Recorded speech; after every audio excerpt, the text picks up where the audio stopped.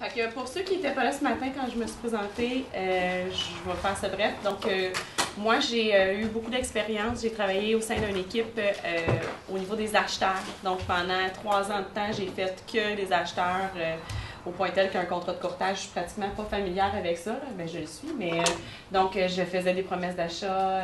J'ai travaillé avec des acheteurs à temps plein, temps plein. Fait que c'était ça mon dada. Et puis, c'est pour ça que suite à ça, j'ai monté une formation pour vous aider à travailler avec les acheteurs. Vous allez voir, la première section, c'est beaucoup sur les questions à poser aux acheteurs. On va passer au travers ensemble. Il y en a beaucoup. Évidemment, vous ne poserez pas toutes ces questions-là à vos acheteurs, mais c'est pour vous donner des lignes, des guides quand vous rencontrez des nouveaux acheteurs, comment les saisir, comment les saisir. Excusez l'anglicisme, mais comment voir si c'est des acheteurs fidèles ou des acheteurs parce qu'on s'entend aujourd'hui, pour ceux qui sont sur le terrain, c'est pas évident de travailler avec les acheteurs aujourd'hui. Donc, l'acheteur d'aujourd'hui, bien évidemment, l'acheteur d'aujourd'hui magasine énormément sur l'Internet. Il connaît extrêmement bien le marché. Des fois, bien, il a l'impression qu'il connaît mieux que nous autres, mais ça arrive que des fois, il connaît mieux que nous autres. Il nous appelle, puis il sait tout ce qui est à vendre, il sait qu'est-ce qui est de quel prix. Est-ce qu'il y a quelqu'un qui a le goût d'acheter une maison, là? En tout cas, moi, j'en connais, ils ne sont pas tous comme ça, mais ils sont sur MLS, puis il m'a dit, ils analysent les secteurs, ils analysent les prix, ils savent ce qu'ils veulent. Fait que quand ils vous appellent pour une visite, ils savent déjà qu'il y a 3 chambres, 2 salles de bain, qu'il y a du plancher de bois franc, qu'il y a un garage, ça a été rénové. Plus souvent qu'autrement, bien, il appelle l'agent inscripteur, évidemment, puis il s'attend à un retour d'appel très rapide. Puis c'est là, c'est sûr, moi je travaillais avec les acheteurs seulement, puis j'essayais de saisir l'occasion. Je retournais les appels de mon acheteur ou de l'acheteur quand je m'en faisais transférer un très rapidement. Parce que en fait, si je suis la première à retourner l'appel, je suis en mesure de lui demander est-ce que vous aviez l'intention de visiter d'autres propriétés, est-ce que vous travaillez avec d'autres courtiers actuellement, tout ça, j'avais l'occasion de poser les bonnes questions, puis j'étais capable de saisir cet acheteur-là, puis peut-être le fidéliser ou faire la plupart de ses visites avec lui. Parce que dans le fond, moi, mon objectif à moi, c'était quand il y avait un acheteur qui voulait faire 8 visites une fin de semaine, bien, il faisait les 8 avec moi. J'ai pas vu c'était qui. Quelqu'un qui faisait du tata. Les consignes. C'est des consignes, en fait, ça peut être très flexible. Là. Ce que je vous dis, c'est toujours faire pré-approuver vos acheteurs. Moi, je trouve que dans le marché d'aujourd'hui, c'est un must. Je personnellement, sortirais pas travailler avec des acheteurs sans avoir une préqualification par un de nos représentants hypothécaires, quelqu'un avec qui on travaille dans nos bureaux, quoi que ce soit. Parce qu'honnêtement, les gens, ils n'ont aucune idée à quelle valeur qu'ils peuvent acheter. Puis c'est souvent, ça va vous faire travailler pour rien. Puis je pense qu'avec les acheteurs d'aujourd'hui, je pense que c'est important. De toute façon, si on demande une préqualification à un acheteur, ça fait réaliser à quel point un acheteur peut être sérieux. S'il est prêt à faire les démarches pour être préqualifié, ça nous démontre que dans le fond, oui, il est peut-être sérieux, puis oui, il a peut-être l'intention d'acheter une maison pour vrai. Puis la préqualification, on va en parler un peu plus tard, mais quand vient le temps dans un moment de négociation, ça peut être très positif pour votre client d'avoir une préqualification vis-à-vis le vendeur. Tous les décideurs doivent être présents. Bien, c'est sûr que c'est le fun de s'adresser à tout le monde parce que ça va vous arriver souvent, puis ça va vous arriver. Moi, je visitais des maisons avec la madame, puis oh, wow, c'est fou, puis là, 2-3 visites avec la madame. Fait que là, elle dit, ben mon mari s'en vient, fait la semaine prochaine, on va la visiter. Puis finalement, ben là, lui, il n'était pas intéressé par la maison, ça ne convenait pas, puis tout ça. Fait que, essayez autant que possible de faire affaire avec tous les gens qui vont avoir un processus de décision pour éviter de perdre votre temps. Conseil comme ça. Ben, je dis jamais plus de 3 propriétés à visiter en même temps, le même jour. C'est dans le fond, parce que des fois, ça peut devenir pesant. Mais tu sais, je vous dis ça, puis ça m'est arrivé, moi, de faire des journées où est-ce que j'avais 12-13 visites avec les mêmes clients, que tu sais, on partait le matin, on dîne ensemble, puis on repartait l'après-midi. Mais c'est juste que des fois, ça peut devenir mêlant pour des clients de visiter plusieurs maisons comme ça. Fait que de limiter les visites à le moins possible, ou 3 visites, comme ça, ça reste frais dans leur mémoire, puis c'est moins... Le client idéal. Fait que c'est un client qui accepte de répondre à vos questions. Peut-être pas toutes celles que je vais vous montrer, mais certaines de celles que je vais vous montrer. Un client qui accepte un rendez-vous au bureau. Parce que dans le fond, souvent, on va avoir un client qui va nous appeler au téléphone et dire « Ouais, j'aimerais ça aller visiter 1, 2, 3, 4 rue de la rue. » C'est sûr qu'on va s'arranger pour aller faire la visite, mais c'est le fun aussi, tu sais, que si on se fait transférer un client, on fait la garde ou quoi que ce soit, puis qui dit « Ouais, moi, je cherche une propriété, je sais pas trop. » Ben, dire « Écoute, venez me rencontrer à mon bureau, on va s'asseoir ensemble, puis on va évaluer votre situation, on va regarder quels sont vos besoins. » L'idéal, ça sera un client qui se déplace pour venir nous rencontrer. Ben, un vendeur qui vient de vendre, évidemment, hein, quelqu'un qui n'a pas sa maison à vendre, c'est un acheteur idéal. Un ancien client, parce que les anciens clients sont vendus à nous autres, c'est des clients qui sont déjà satisfaits de nos services, puis c'est pour ça qu'ils reviennent. Ben, une référence, encore là, quand c'est une référence, ben, c'est quelqu'un qui s'est fait dire que vous valiez la peine avec qui travailler, fait que c'est quand même un bon client. Des acheteurs avec des attentes réalistes. Je ne sais pas s'il y en a de ça ces temps-ci, mais pas évident. Mais des ramener sur la terre puis les faire réaliser que, ben, on volera peut-être pas une maison, mais il faut ramener les vendeurs aussi, ces temps-ci. Puis des acheteurs qui recherchent des propriétés dans votre secteur ferme. Évidemment, si vous travaillez au secteur ferme, l'idéal, ça sera un client qui cherche une maison dans votre secteur ferme. Le premier contact. Bien, si on n'est pas en mesure d'être devant un ordinateur lors du premier contact, on appelle quand même le client. Moi, j'aime ça donner une réponse positive aux clients. Fait que quand je me faisais demander une demande de visite, souvent, il disait, est-ce que c'est possible? Non, non, non. Oui, c'est possible, pas de problème. S'il y a quoi que ce soit, je vois que ça à mon agenda. S'il y a quoi que ce soit, je vous rappelle. Fait que là, j'allais faire la demande de visite. Si c'était pas possible, ben, je rappelle, je dirais, ben, il y a une contrainte avec l'agent inscripteur ou il y a une contrainte, ça sera pas possible. Quelle autre disponibilité vous avez? Fait que j'aimais ça, donner toujours une réponse positive parce que l'acheteur, là, quand il vous appelle, il veut la visiter maintenant. Puis si vous lui dites non ou c'est pas possible avec vous, ben il passe au prochain sur sa liste. Puis je vous le dis ça. Puis c'est de plus en plus comme ça. Lui fournir les informations autant que possible. Puis si on n'a pas les réponses à ces questions, allez chercher les réponses sur le champ. Dites pas, oh oui, je vais vérifier ça, je vous rappelle. Allez les chercher les réponses, rappelez vos clients, rappelez-les rapidement, donnez-leur l'information. Je dis régler une visite avec lui sur le champ, ça je l'avais déjà dit.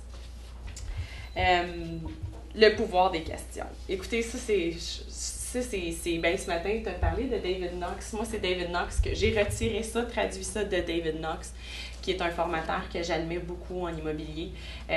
Étonnamment, on a toujours l'impression que c'est nous autres, il faut qu'il parle, puis qu'il parle, mais c'est vraiment pas comme ça.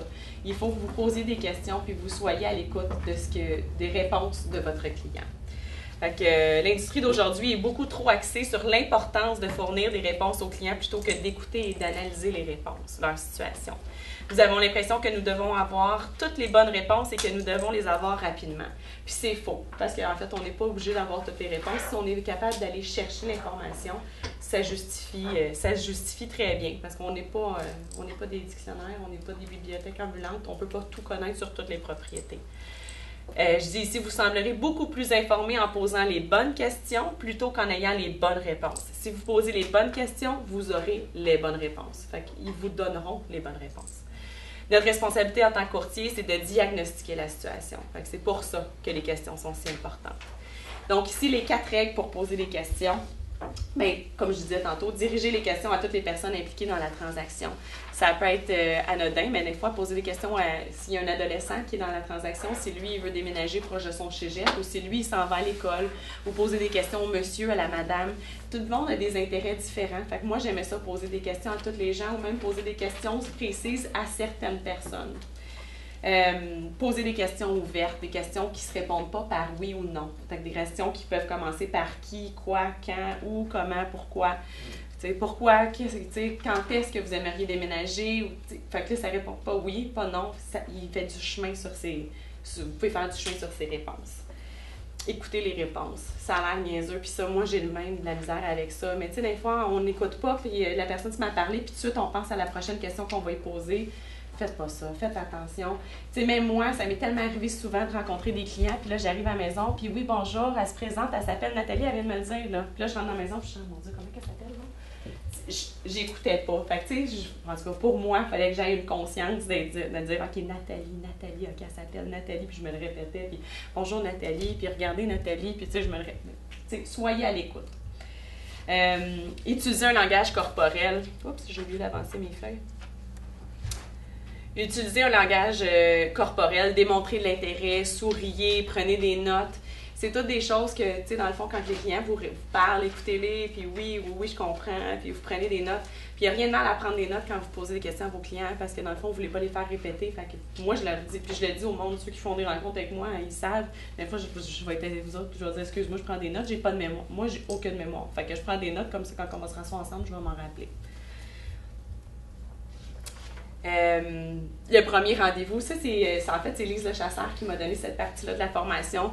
Là, prenez ça puis mâchez-les dans vos mots, parce que si on lit textuellement, c'est un peu difficile, mais tu sais, de dire merci beaucoup de vous être déplacé, d'être venu me rencontrer à mon bureau. Je suis vraiment heureux de pouvoir vous aider à trouver une maison. J'aimerais ça prendre quelques minutes pour vous questionner concernant ce que vous aimeriez acquérir, puis quels sont les besoins dans vos besoins résidentiels.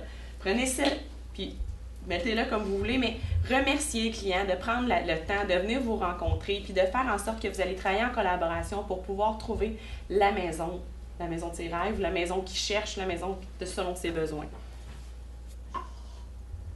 Les questions. Mais comme je disais tantôt, être très attentif aux réponses fournies. On ne veut pas faire répéter le client, prendre des notes autant que possible. Là, comme je vous ai dit tantôt, ici, là, je vous donne une série de questions.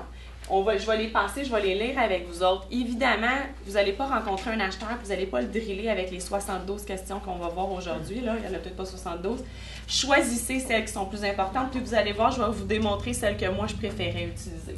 Fait que dans l'urgence de vente, dans combien de temps aimeriez-vous déménager? C'est quand même intéressant parce que s'il vous dit oh mon Dieu, on ne sait pas, écoute, ça fait 5 ans, nous autres, on cherche, puis on descend les fins de semaine, puis bon, ça vous donne une petite idée de faire qualifier un peu votre client, ou sinon, s'il dit, oh mon Dieu, moi, ma maison est vendue, il faut que je parte pour le 1er juillet. Ah, ça, c'est le genre de client qu'on aime avoir. Hein? Pourquoi c'est important pour vous de déménager à ce moment-là? Une autre façon de poser la question. Si on trouve la maison de vos rêves aujourd'hui, qu'est-ce qu'on fait? Parce que ça arrive, ça, des fois, on trouve la maison de nos rêves, qu'est-ce qu'on fait? Il faut mettre la mienne à vendre, puis là, la mienne n'est pas vendue, puis qu'est-ce qu'on fait? On ne peut pas faire une offre d'achat tout de suite parce qu'il faut que je rate, fait que là, il faut que j'attende. Vous allez avoir beaucoup, beaucoup de réponses en posant ces questions-là. Ensuite de ça, les raisons. Pourquoi avez-vous décidé de déménager maintenant? Pourquoi avez-vous besoin d'une maison plus grande, plus petite? Faire du pouce dans le fond sur les réponses précédentes. L'expérience des acheteurs, c'est quand même intéressant. Vous allez voir, les questions, ils se redoublent un peu, c'est des façons de le demander. Mais depuis combien de temps habitez-vous dans votre maison? Vous en êtes propriétaire depuis combien de temps? Vous êtes propriétaire de combien de maisons? Vous en êtes propriétaire de combien? Mon Dieu, ma phrase, elle marche pas. Vous en êtes propriétaire depuis combien de temps? Ou bien vous avez été propriétaire de combien de maisons, si ça fonctionnerait? Depuis combien de temps êtes-vous à la recherche d'une maison? Ça revient à la question de tantôt, mais encore une bonne façon de savoir si c'est des clients sérieux. Vous avez visité combien de maisons? Nous autres, on a dit en visiter 60. Tu te dis, pareil, hein? Quand on n'a pas trouvé à faire le rare. Avez-vous vu des maisons que vous aimiez? Ça, c'est des questions que je posais tout le temps. Oui, j'en ai vu une que j'aimais, mais pourquoi vous ne l'avez pas achetée? Écoute, on a fait un offre d'achat, puis il est rentré un autre offre d'achat en même temps, puis ça n'a pas fonctionné. Ou bien, non. Puis là, je vais dire que recherchez-vous que vous n'avez pas encore trouvé. T'sais, dans toutes les maisons que vous avez visitées ou dans les 4, vous avez visité les 60. Qu'est-ce que vous cherchez qui n'existe pas? T'sais? Avez-vous d'autres questions ou d'autres inquiétudes par rapport à l'achat d'une maison? Les besoins et les priorités. Où aimeriez-vous vivre? Évidemment, c'est assez important. Quel quartier vous intéresse? Vous travaillez où? Parce que ça peut être intéressant. À quelle distance du travail aimeriez-vous vivre? C'est certain que vous pouvez vous informer aussi. Pour ceux qui étaient à la réunion de Sutton à Sainte-Thérèse il y a 2 semaines, il y a je ne sais pas si on appelle ça une norme ou une loi, il y a un rabais pour les gens qui doivent déménager puis qui déménagent qui changent de lieu de travail, c'est ça? Oui. Qui changent de lieu de travail puis qui deviennent à 40 km de leur lieu de travail. Le déplacement peut être déductible, en tout cas, ou tout ce qui est rapport avec le déménagement peut être déductible. Allez chercher cette information-là. En fait, allez sur l'intranet, puis vous allez pouvoir... vous pouvez donner de l'information aux clients. C'est intéressant de savoir il travaille où par rapport à où est-ce qu'il veut aller vivre. Là, aidez-moi à visualiser la maison dans laquelle vous aimeriez déménager. Évidemment, c'est toutes les questions de base, mais quel aspect doit être présent dans votre maison future? Quel aspect pourrait vous faire éliminer une maison immédiatement?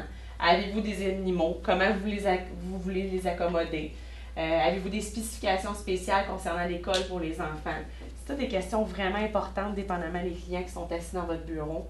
Comment réagissez-vous par rapport à une maison qui nécessiterait des décorations, de la rénovation? Ça aussi, ça vient trancher, ça vient éliminer bien des choix dans leur bassin de maison. Quels sont vos aspects préférés dans une maison? Quels sont les aspects les plus négatifs dans une maison? Puis si nous devions éliminer un des critères, parce que des fois, les gens ont des critères quand même assez particuliers, Puis si on devait éliminer un critère pour élargir notre bassin de maison, ça serait lequel?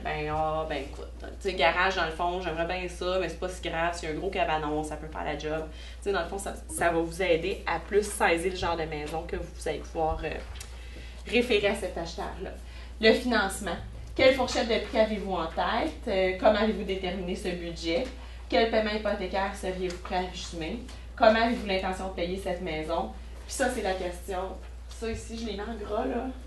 Moi, je vous le dis. Puis ça, c'est mon opinion à moi. Mais aujourd'hui, ne sortez pas, ne faites pas des sorties avec des acheteurs si vous ne les avez pas faites préqualifier. Oui? Ça veut dire que vous avez monsieur l'acheteur qui vous téléphone. Bonjour, Madame Léger. Je serais intéressé à voir votre propriété sur la rue Séguin. Oui, je suis à Saint-Adèle actuellement. Est-ce que je peux le voir tout de suite? Tu dis oui. Tu dis oui, puis tu vas la visiter. Quand quelqu'un appelle pour une visite, évidemment, le processus va se passer à la première visite, de poser les questions, de dire hey, on peut-tu, suite à la visite, est-ce qu'on peut aller s'asseoir ensemble ou échanger à la propriété. Évidemment, tu ne vas pas lui dire non, on ne peut pas visiter avec toi tant que tu n'auras pas fait ta préqualification. Tu y vas, mais entre-temps, tu lui dis écoute, moi, c'est important pour moi. Moi, je travaille avec des acheteurs qui sont préqualifiés. Dans le marché d'aujourd'hui, c'est important de... moi, c'est mon temps, c'est votre temps. On ne magasinera pas des maisons pour des valeurs à lesquelles vous n'êtes pas capable d'assumer. Puis moi, je ne veux pas magasiner je veux pas vous présenter des maisons qui sont soit au-delà de votre budget, puis dans le fond, ça crée des fausses attentes, puis que ça ne fonctionne pas. Ou dans le fond, peut-être que j'ai avoir la possibilité de vous présenter des maisons qui ont encore de meilleure qualité, parce que contrairement à ce que vous pensez, vous êtes capable d'avoir un meilleur financement. T'sais. Fait que non, je vais faire la visite, mais c'est quelque chose que je ferai par la suite. Puis, mettons, samedi, vous visitez la maison, peut-être 2 autres. Merci. Voici la carte de Mme agent hypothécaire. On se voit la semaine prochaine.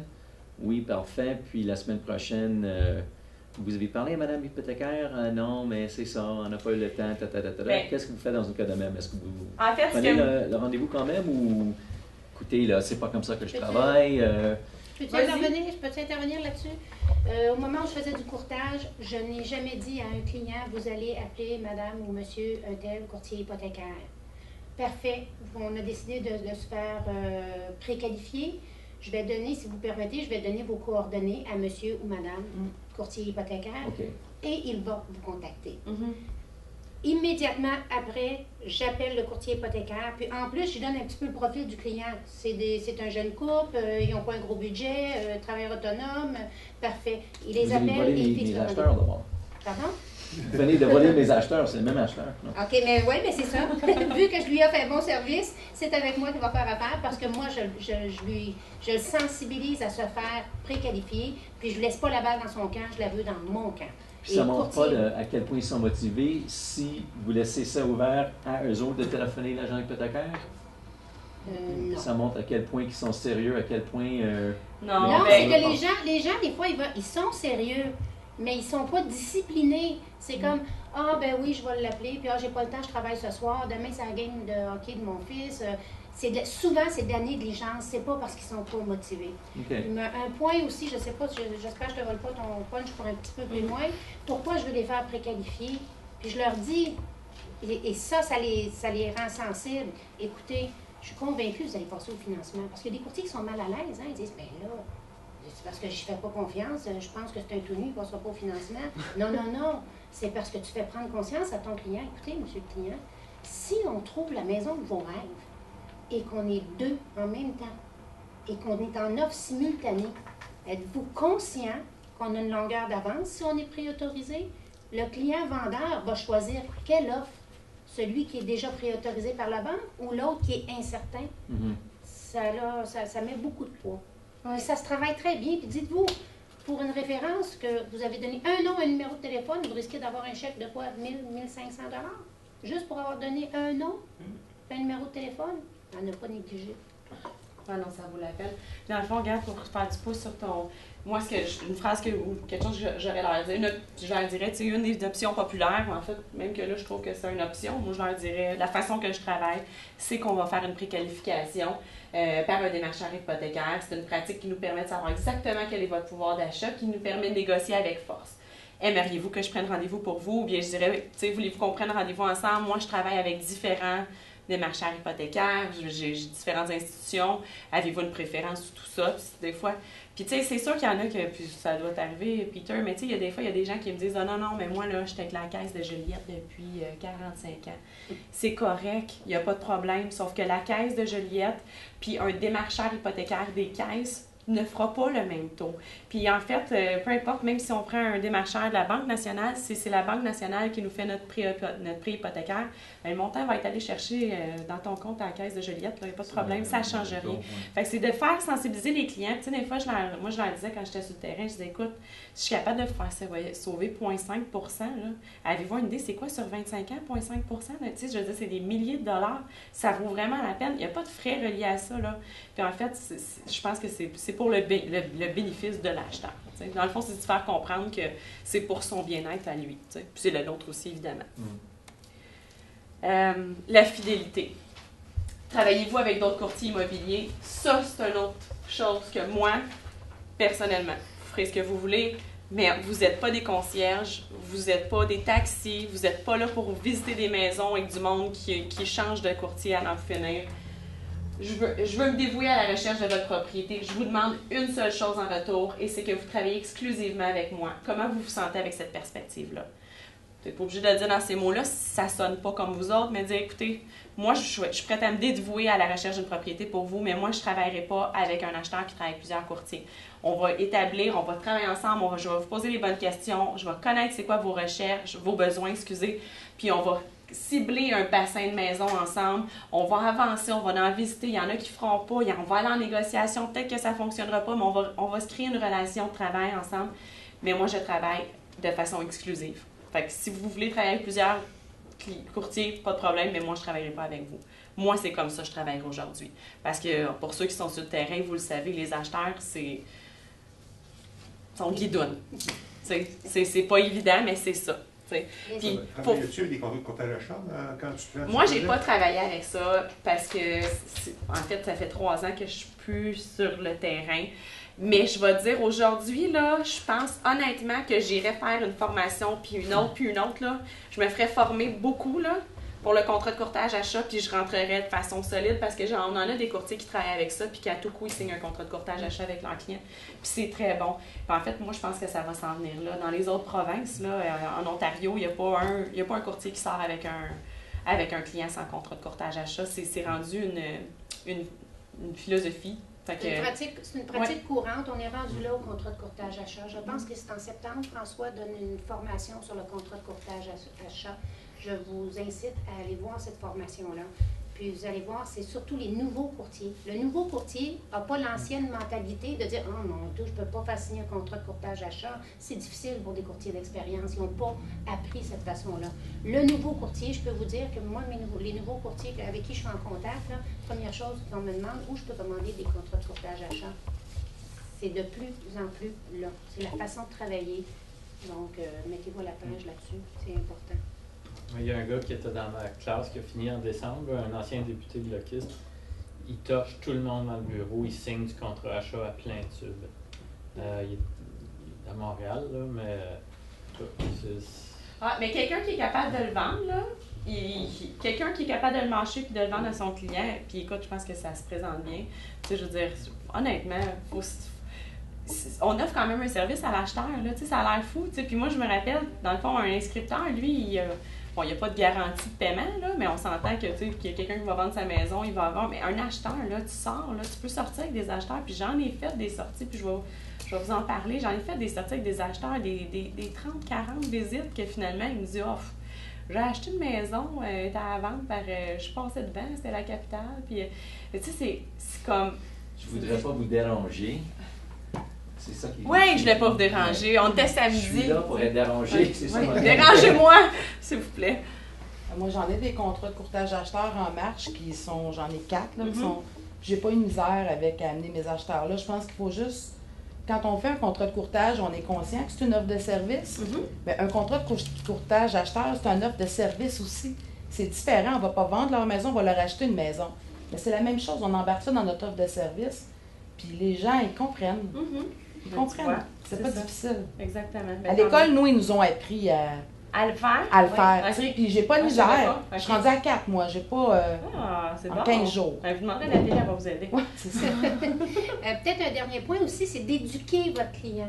Le client, Ah, c'est ça, souvent, je veux dire. le client, souvent, là, il va poser une mauvaise action par inconscience. Il ne le sait pas. Si votre client visite avec un autre courtier que vous, il est lié. La cause efficiente de la vente, c'est la visite. Vous visitez 72 maisons avec un client. Une journée, vous n'êtes pas disponible, vous ne répondez pas à son téléphone.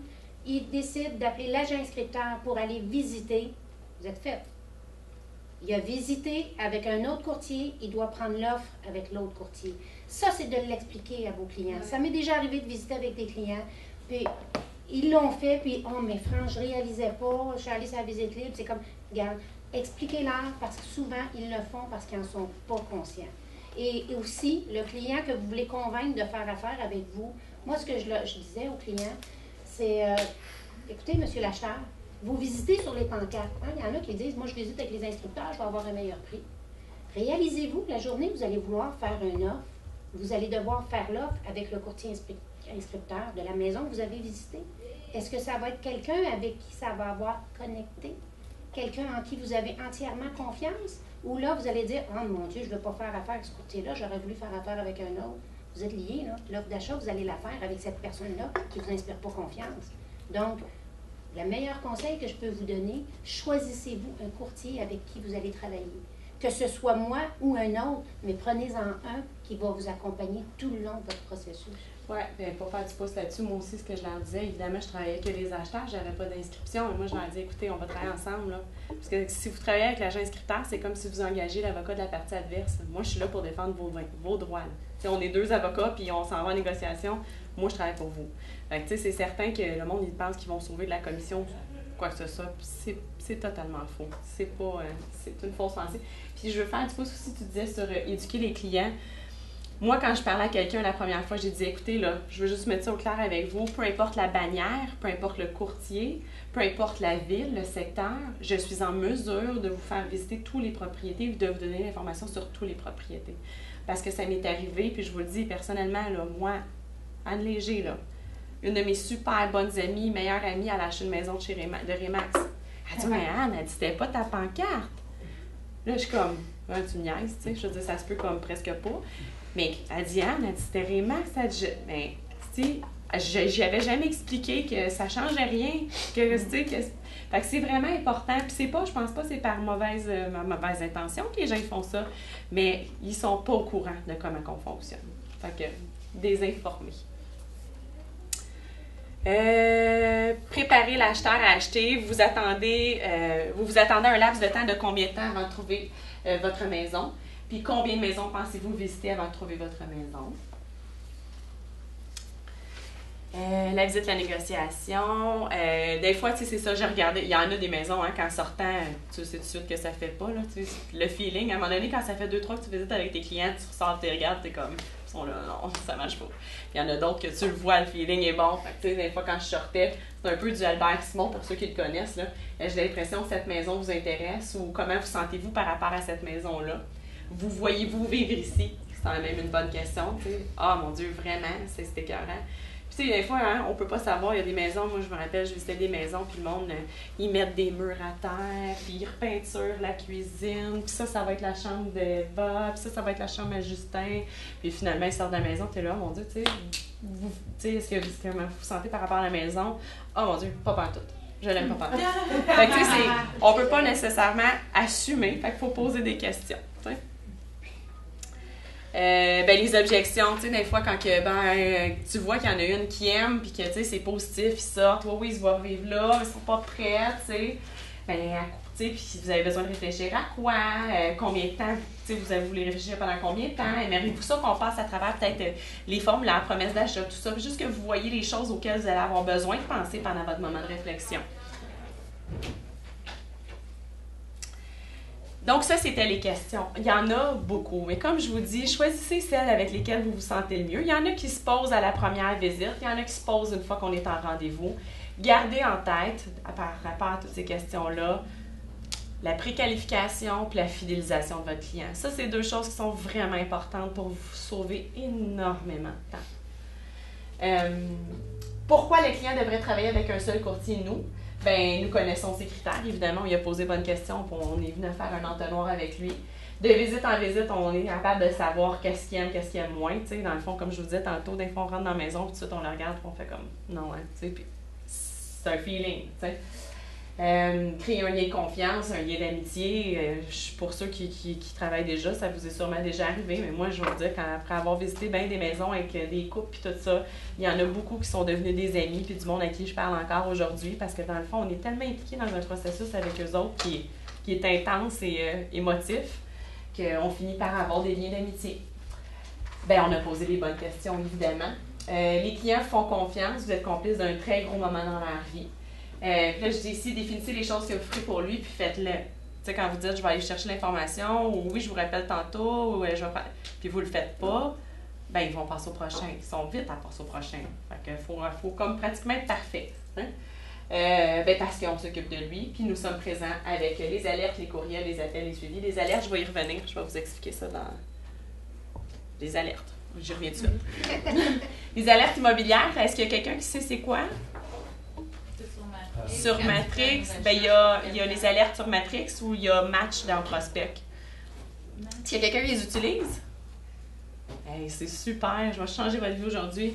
Ça, en fait, je dis toujours que c'est gratuit, c'est pas gratuit, vous le payez par l'entremise de votre frais que vous payez à tous les mois à la chambre, mais vous avez accès à ça. Soit dans Matrix, ça s'appelle les recherches sauvegardées, ou soit dans Prospect, ça s'appelle Match.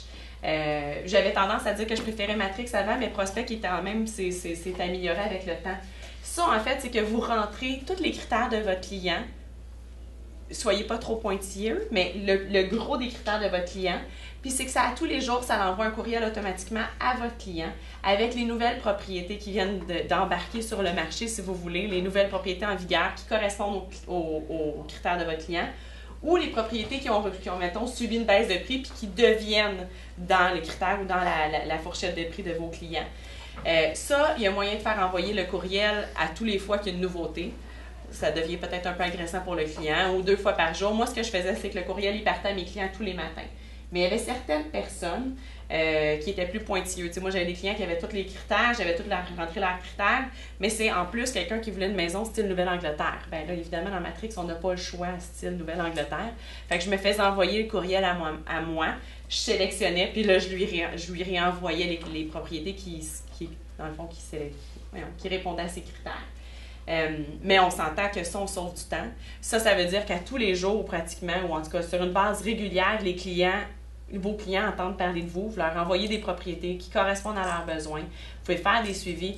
Même dans Matrix, c'est un portail que vos clients ouvrent, puis on pourra peut-être le voir demain, ou je ne sais pas si tu vas le voir. C'est un portail que ça l'ouvre, puis on peut voir, parce que les clients, quand ils l'ouvrent, ils peuvent soit mettre une petite poubelle à côté s'ils n'aiment pas, ou mettre un petit cœur, ou mettre une petite lumière s'ils veulent y penser. Fait que vous êtes en mesure de voir comment eux autres ont réagi. Puis vous êtes même en mesure de savoir quand ils sont allés voir le courriel la première fois et la dernière fois. Fait que vous êtes en mesure de voir s'ils l'ont vu juste une fois ou s'ils sont retournés la voir. Puis, tu sais, dans ce temps-là, moi, je regardais s'ils sont allés ouvrir leur courriel ou ils ont cliqué sur le lien. Tu sais, je les rappelais. Je disais, tu sais, les maisons que je t'ai envoyées ce matin, qu'est-ce que t'en penses? Ouais, la deuxième, OK, quand est-ce qu'on la visite?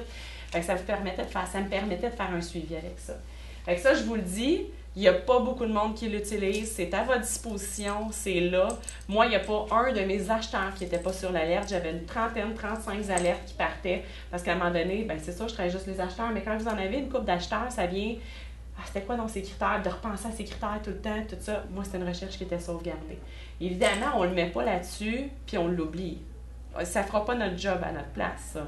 Tu sais, puis surtout, tu sais, moi, ça arrivait des fois, j'envoyais... Quand t'envoies des alertes sur ton téléphone, tu peux les regarder, puis le concierge, là, il t'envoie les alertes sur ton téléphone. Tu peux faire le ménage, puis les envoyer à ton téléphone. C'est ça, exactement.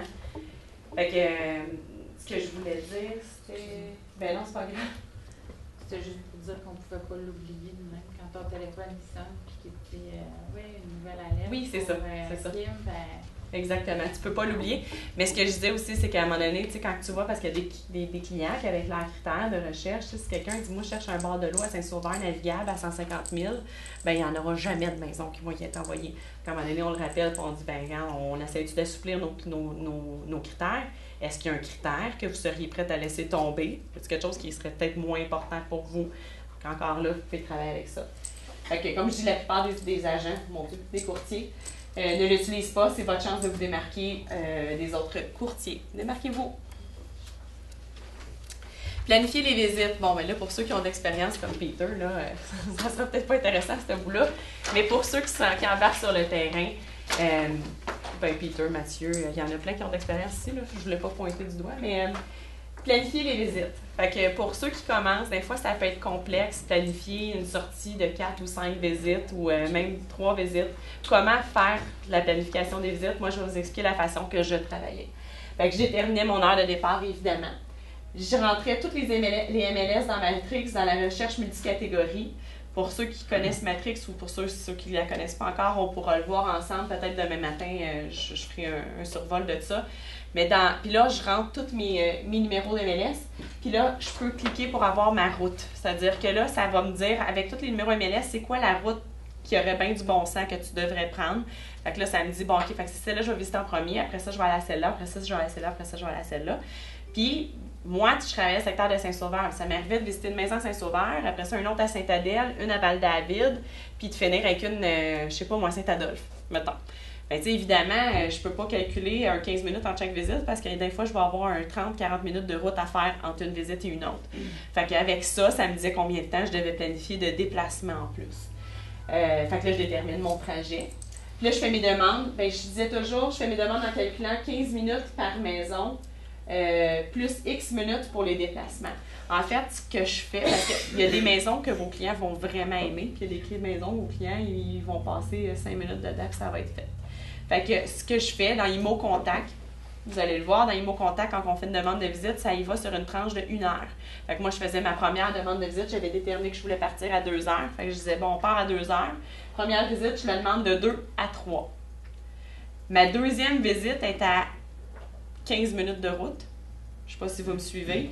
Je vais prendre 15 minutes de plus pour visiter la maison, plus 15 minutes. Fait qu'à 2h15, plus un autre 15 minutes, 2h30. Ma deuxième visite, je vais la demander de 2h30 à 3h30. Fait que ça vous donne du jeu. Si vos clients ils aiment vraiment une maison, ben ils vont avoir le temps de passer plus de temps dans une. Puis s'ils ne l'aiment pas, ben vous êtes correct quand même pour arriver plus rapidement à l'autre. Et ainsi de suite. Est-ce que c'est clair? Oui? OK. Fait que ça, dans le fond, ça me permettait d'établir mes déplacements puis mes rendez-vous. Les mettre sur une plage de 1 heure, ben c'est ça, je l'ai dit. Puis, OK, allez chercher toutes les clés avant les visites. De grâce. Amenez pas vos clients faire le tour de tous les bureaux de courtage pour aller chercher les clés en même temps qu'ils sont avec vous autres. T'sais. Je pense que c'est votre devoir, avant de faire une visite ou de faire une sortie de visite, d'avoir toutes les clés en votre possession, d'avoir imprimé les fiches descriptives, d'avoir fait un dossier pour votre client, d'être allé chercher les clés, c'est vraiment important. Planifier les visites. Évidemment, retourner les clés dès que c'est terminé. Puis ça va vous arriver une fois d'avoir un courtier qui n'est pas retourné une clé, puis vous avez une demande, puis vous ne pouvez pas ouvrir la porte, puis je vais vous dire, ça allait filer croche, là. Puis moi, ça m'est déjà arrivé aussi de faire des demandes de visite sur certaines propriétés, puis qu'il y avait un courtier de Brossard qui était venu avant moi, puis il était parti à Brossard avec la clé, fait qu'on ne pouvait pas la visiter. Ça fait, dites-vous que retour de clé, ça fait partie de votre travail. Il y a sous aucune considération, vous pouvez finir vos visites puis vous en allez chez vous avec les clés des courtiers. Vous devez de rapporter les clés au courtier. Si vous voulez avoir des belles relations comme collaborateur, c'est quelque chose que vous devez de faire. Faites vos comptes rendus dans les heures qui suivent, maximum 24 heures. Encore là, ce que j'encourage pour avoir des belles collaborations. Évidemment, vous ne serez pas en mesure de dire exactement comment le client se sent sur chaque maison. Celles qui n'ont pas aimé, vous allez être capable de dire « Ah ben non retenu ». Moi, ce que je vous encourage à faire quand ça dit non retenu, peut-être donner une mention parce que c'est intéressant pour l'agent inscripteur de savoir pourquoi elle est non retenue. Non retenue trop cher, non retenue trop petit, non retenue pas propre, non retenue finalement, c'était pas ce qu'on pensait. En tout cas, non retenue avec un peu de feedback parce qu'un non retenu tout nu, c'est difficile. Tu sais, appelles ton client, tu dis ben non retenu, mais je sais pas pourquoi, tu sais. Fait que puis ben quand c'est intéressant, moi des fois je disais ben visite intéressante à suivre. T'sais. Fait qu'au moins, il savait que la visite était intéressante, mais il entendait parler de moi dans les 24 heures suivant la visite. Évidemment, les courtiers instructeurs aimeront collaborer avec vous quand que vous allez leur donner du feedback comme ça. Moi, je dis avoir lu toutes les fiches descriptives au complet avant d'aller visiter, parce qu'évidemment, on n'aura pas visiter physiquement toutes les maisons. Mais je pense que si vous êtes capable de faire, c'est sûr qu'il y a des fiches descriptives qui sont déficientes puis qui manquent beaucoup d'informations, mais dans la mesure du possible, lisez les fiches descriptives au complet, regardez les photos, analysez, regardez les pièces, regardez qu'est-ce qui se passe. Si vous avez lu comme il faut une fiche descriptive puis vous avez entouré les points importants, tout ça, moi, je sais que quand j'avais lu une fiche descriptive, j'étais capable de rentrer dans une maison que je n'avais pas visitée, mais je savais très bien que le sous-sol, il y avait un rangement, il y avait il y avait la salle de lavage, il y avait... Fait que j'étais en mesure de... Puis, tu sais, il y a un foyer, puis je le sais, je l'ai lu que c'est un foyer au bois ou que c'est une combustion lente. J'étais en mesure de répondre, quand même, de faire visiter la maison avec des connaissances. Puis c'est ça, j'entourais les grandeurs de terrain, les rénovations, vous êtes en mesure de dire aux gens, tu sais, terrain ici, bon, OK, ici on a 25 000 pieds carrés de terrain, on n'oublie pas, dans le fond, celle-là, il y a eu la toiture qui a été refaite, il y a un nouveau champ d'épuration, il y a pour les rentrer. J'ai imprimé les fiches, les donner aux clients lorsqu'ils les demandent, parce qu'il y a des clients qui veulent vraiment avoir les fiches, il y a des clients qui ne demandent pas tant que ça, mais moi j'aime ça leur donner, parce qu'en sortant des visites, des fois il y en a qui veulent prendre des notes, dire « Ah, celle-là pas pantoute » ou « Celle-là j'aimais ça, non. » Fait que ça, c'est libre à eux autres. Anne, est-ce que tu les donnais avant de visiter la propriété ou après? Je les donnais quand ils me le demandaient. OK. Mais d'habitude, je la donnais avant de visiter la propriété. OK. Tu vois, moi, j'avais une autre école de pensée. Mais c'est ça. J'avais ma fiche et je voulais pas, moi, la donner au client parce que je trouvais qu'il n'était pas attentif. Il regarde la fiche, puis il est peut-être moins présent. Ça fait que moi, je la gardais s'il ne me la demandait pas, puis je lui remettais à la sortie de la maison. Il y a différentes façons de travailler. La façon vous verrez avec quoi vous êtes à l'aise, dans le fond, en force de le faire. Je marque se démarquer par un portfolio personnalisé pour notre client pour chaque visite. Peut-être pas pour chaque visite, c'est un peu poussé, mais faire un portfolio, surtout pour la première fois que vous allez faire une sortie de visite avec eux autres, il y a des documents que vous pouvez faire venir de la SCHL, il y a des documents que vous pouvez imprimer sur le site de l'OACQ. Il y a plein de documents pour les nouveaux acheteurs qui seraient intéressants à mettre dans un portfolio avec les fiches descriptives de votre première visite. Puis là, vous pouvez, éventuellement, quand vous aurez un peu de budget, peut-être faire des portfolios personnalisés à votre image. Mais sinon, nous autres, dans les bureaux, on a des portfolios Sutton qui sont à votre disposition. L'art des visites. Ça, encore là, je vous dis, ça, c'est ma façon à moi de fonctionner, puis ça a bien fonctionné pour moi. On n'est pas toutes pareilles, vous ferez comme vous voulez. Mais moi, j'ai marqué ne pas vendre la maison. Laissez vos clients regarder, explorer. Vous pouvez commenter lorsque vous remarquez un atout que vos clients n'ont peut-être pas remarqué. Moi, j'étais très silencieuse quand je faisais des visites avec les clients. En fait, puis je donne toujours l'exemple, là, ça va loin, là, mais tu sais, le film Les Boys avec Patrick Huard, là, tu sais, il rentre dans le salon. Ça, c'est le petit salon, ma petite madame, puis ça, c'est une petite salle de lavage, ma petite madame. Puis, tu sais, je pense que c'est un peu too much, puis on s'entend, là, tu sais, c'est comme si c'est un salon, ils voient que c'est un salon, puis s'il y a un foyer, ils voient qu'il y a un foyer. Puis, tu sais, je veux dire, si vous êtes dans la salle de bain, ils sont conscients où ils sont, là, tu sais. Fait que moi, je laissais les gens faire le tour. Puis là, c'est certain que à force de faire des visites avec mes clients, moi, je savais ce que mes clients aimaient. Je savais ce qu'ils recherchaient dans une propriété. Fait que j'allais porter à leur attention un critère ou quelque chose qu'ils n'auraient peut-être pas remarqué. Ou, tu sais, dire, ah, tu sais, c'est intéressant ici, ben dans le fond, il y a un garage double, ou ici, il y a un foyer en combustion lente, ou, peu importe, c'est quoi que les autres, ils voulaient, là. J'étais capable de porter une attention particulière sur la maison, mais je ne la vendais pas. Je disais pas, oh mon Dieu, wow, une belle grande salle de bain. C'est peut-être pas une belle grande salle de bain pour eux autres, tu sais. Puis il y a des vendeurs, moi je me suis fait dire, je pense que c'est arrivé à 1 ou 2 reprises, des vendeurs qui avaient appelé l'inscripteur qui avait dit, hey, elle n'a pas vendu ma maison, puis, mais moi ça me dérange pas, c'est pas ma façon à moi de travailler. Je suis pas là pour faire plaisir aux vendeurs quand je visite une maison avec mes acheteurs, je suis là pour travailler pour mes acheteurs. Fait que moi, ça m'atteignait pas. On peut parler et mettre de l'emphase sur un critère qui est offert dans la maison qui correspond aux besoins de notre client, comme on dit. Si on a un client qui pose des questions sans cesse, ça va vous arriver. Moi, j'en avais des clients des fois là, qui posaient des questions. OK, puis là, ça, OK, c'est le foyer combustion lente, c'est en quelle année? OK, puis la cheminée, c'est une combien de tonneaux? Puis OK, puis quand c'est quand la dernière fois qu'ils ont fait ramoner? Là, les plaintes, c'est ça, MDF, ça, ou c'est en pain? OK, puis la fosse septique est en béton coulé ou c'est. Puis là, la piscine, là, parce que là, moi, je peux pas avoir, c'est important pour moi, là. Y a-t-il une toile? La toile a été. Là, à un moment donné, là, je vais vous dire, là, tu te sens, là, fait que moi, là, j'ai comme arrêtez ça tout de suite, là. Moi, quand ils me posent plein de questions comme ça, parce qu'évidemment, si vous n'êtes pas l'inscripteur, même inscripteur, je pense que vous n'avez pas toujours réponse à toutes ces questions-là sur le champ. Moi, je dis, regarde, on va faire le tour de la propriété ensemble, on va regarder si ça vous convient. Dans le fond, une première visite, c'est un peu une visite pour voir si on a le coup de cœur. Puis s'il y a lieu, toutes les questions que vous avez, ça va me faire plaisir. Je vais vous répondre à ça le plus rapidement possible. On va les prendre en note, puis je vais vous donner l'information. Puis souvent, parce que souvent, ils posaient toutes ces questions-là, puis là, je me sentais comme petite de même parce que j'avais pas les réponses, puis je sortais de la maison, puis là, j'étais là, puis, tu sais, voyez-vous vivre ici? Ah, pas pantoute. Pas pantoute. Puis là, tu sais, je m'étais mis toute cette pression-là. Puis, fait que, tu sais, regarde, moi, j'ai toujours dit à mes clients, la première visite, c'est la visite coup de cœur, là. La deuxième visite, c'est la visite qu'on voit fissure, puis on voit que, finalement, tu sais, mon Dieu, je pensais que c'était du marbre, mais finalement, c'est de la mélamine, ou, tu sais, la première visite, c'est, wow, tu sais, la deuxième visite, là, on se pose des questions. Comme ça, je voyais ça.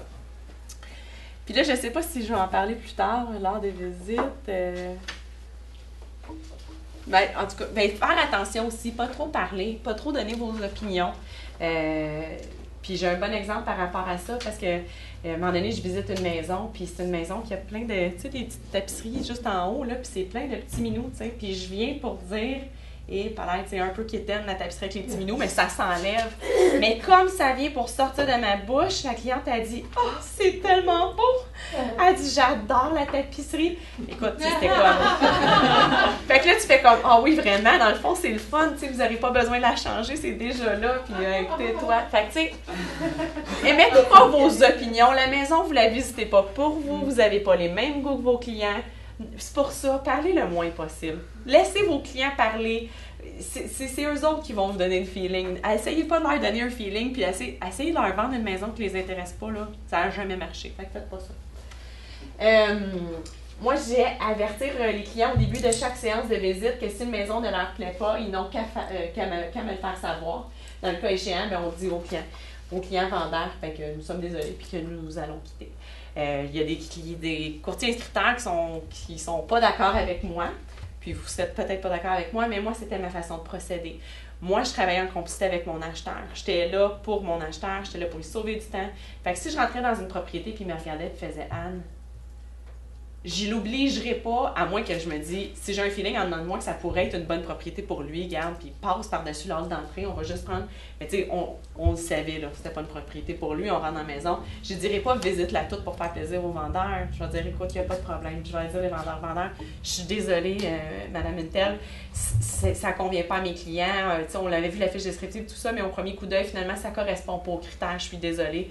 Merci de votre temps. Je veux pas perdre votre temps, on perdra pas le nôtre non plus, on va quitter. Puis, tu sais, c'est sûr que moi, j'avais des agents inscripteurs qui me disaient « Oh, mais là, les clients ont tout fait le ménage. » Mais non, mais tant mieux. Ça sera fait. Tu sais, c'est comme, c'est super. C'est pas un point négatif. Mais, tu sais, je peux comprendre. Je veux dire, ben moi, j'ai un enfant, tu sais, quelqu'un qui me dirait « Je fais une visite, puis là, je range toute ma maison, il n'y a pas un jouet qui traîne, puis tu sais, c'est spick and span, finalement, il cancelle la visite. » Mais on n'est pas à l'épreuve de ça. Tu sais, c'est ça, être mis sur le marché, puis quand des situations comme ça l'arrive. Les aider à éliminer les maisons qui ne correspondent pas à leurs critères. Des fois, ils restent accrochés pour des mauvaises raisons. Parce que des fois, il y en a une qui aime vraiment, là, elle est vraiment belle, puis tout ça. Puis là, Sylvain va rire de moi. Là, parce que mon exemple, je dis tout le temps, c'est la maison qu'ils veulent, là, être à Wentworth, mais dans le fond, eux autres, ils voulaient être proches de la 15. T'sais. Fait qu'on s'entend, ils l'aiment à Wentworth, mais il faut que tu les ramènes, puis tu leur dises, ouais, mais vous m'aviez dit, c'est important pour vous être proche de la 15 parce que vous travaillez à Montréal. Puis, d'un peu les ramener, parce qu'à un moment donné, ils peuvent déraper eux autres, puis s'en aller, puis là, finalement, ça finit qu'ils l'achèteront probablement pas, mais en Wentworth, peut-être que oui. Mais s'ils ont vraiment un coup de cœur, mais là, au moins, tu viens de leur faire réaliser que, regarde, oui, j'ai un coup de cœur pour cette maison-là, puis je suis prête à le faire, là, 15 minutes de plus, parce que je l'aime. Mais qu'ils en soient au moins conscients. Qu'ils en soient conscients. Parce que si c'est pas un coup de cœur, c'est comme ils vont dire, oh mon Dieu, qu'est-ce qu'il a fait, t'as raison. C'est ça. C'est ça. Mais moi, je les aidais aussi à éliminer des maisons. Je te reviens, Peter, à éliminer. Tu sais, quand on sortait de la maison, puis ça convenait pas, j'essayais pas de leur vendre. Je leur disais, parfait, c'est super, il y en a une de moins. Tu sais, ça en fait une de moins dans notre bassin. On se rapproche tranquillement de la maison qui va être votre maison. T'sais. Ils aiment une maison, c'est pas dans leur critère de recherche d'origine. Vous savez, c'est pas la maison pour eux. Fermez ça. Vous savez pas que c'est la maison. Vous savez que c'est pas la maison pour eux. Vous allez les dire, je pense pas que c'est une bonne maison pour vous. Tu dis pas. Pas comme ça. Peut-être pas comme ça, mais tu sais, je veux dire, c'est certain que, regarde, à un moment donné, ils veulent l'acheter, là, qu'il la fasse, tu sais, je veux dire, qu'elle fasse sa vente. Mais c'est plus dans un processus de « Ah, je l'aime, mais tu sais, genre, je sais pas. » S'ils sont indécis, oui, let's go next, puis c'est pas pour vous go. C'est ça. Mais tu sais, je veux dire, s'ils me disent « Hey, Anne, c'est celle-là, à Wentworth, je fais une offre d'achat, c'est final. » Je vais pas lui dire « Non, t'étais pas dans tes critères. » Je vais dire « Pas de problème, écoutez, c'était pas nécessairement dans vos critères de recherche premiers, mais si vous avez eu le coup de foudre, il n'y a pas de problème, on va travailler cette propriété-là, puis ça va me faire plaisir. » Évidemment, on prend l'offre d'achat, là. Mais sinon, si tu veux pas la prendre, tu peux le donner à un collègue dans le bureau. Fait que là, je dis, ben c'est tous ces petits détails-là qui font que les clients vont apprécier travailler avec nous autres, parce que dans le fond, on est à l'écoute, on travaille pour eux autres, on est là pour maximiser leur recherche puis leur sauver du temps autant que possible. Juste comme ça, Mme Léger, le maire a marché 40 km cette année pour protester contre le fait qu'il n'y avait pas d'école primaire. Ils ont modifié le trajet d'autobus des jeunes qui vont à l'école primaire. C'est beaucoup plus court, beaucoup plus rapide. Et peut-être même qu'il va avoir une école primaire. Et moi, Sylvain, je vais te le dire, là, j'ai vraiment confiance que tu vas mettre Wentworth sur la map. Ça fait une couple de fois que je t'en entends parler. D'après moi, là, ça va donner le nouveau Saint-Sauveur. Sérieux, étonné tout ce qu'il y a là? Il n'y a pas juste des motards. Ben, on ira visiter ça le moteur. On a failli avoir le coach du Canadien, sauf qu'il est allé coacher les Flames de Calgary, Bob Barclay.